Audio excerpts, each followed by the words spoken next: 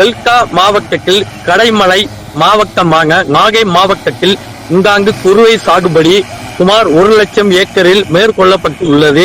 இந்த நிலையில் ஒரு சில பகுதிகளுக்கு கடைமழை வரை தண்ணீர் வந்து சேரவில்லை என குற்றம் சாட்டி இருந்தாலும் மேற்கூர் அணை திறக்கப்பட தண்ணீரை நம்பி பரவலாக சாகுபடி மேற்கொள்ளப்பட்டு உள்ளது. இந்த நிலையில் மாவட்டத்தில் குறுவை நிலையில் உள்ள குறுவை சாகுபடி பணிகள் தீவிரமாக நடைபெற்று வருகிறது. குறிப்பாக கீழ்வேலூர் சுற்றுவட்டார பகுதிகளில் பட்டமங்கலம், இலுப்பூர், தேவூர், கிள்ளுக்குடி, பாலக்குறிச்சி, வள்ளிவளம் உள்ளிட்ட பகுதிகளில் விவசாயிகள் நேரடி விலையில் ஈடுபட்டு வருகின்றனர்.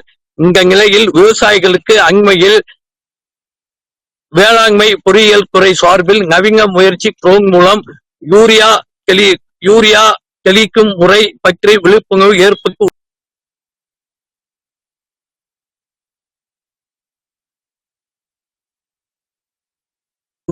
பணியை ஈடுபட்டு வருகின்றனர். இவ்வாறு தெளிப்பதன் மூலம் பயிர்களுக்கு தேவையான ஊட்டச்சத்து உடனடியாக கிடைக்கிறது. பயிர் நல்ல வளர்ச்சி அடைகிறது என விவசாயிகள் நம்பிக்கை தெரிவிக்கின்றனர். வின் செய்திகளுக்காக நாகையிலிருந்து எஸ். செய்யது நிஜாமுதீன்.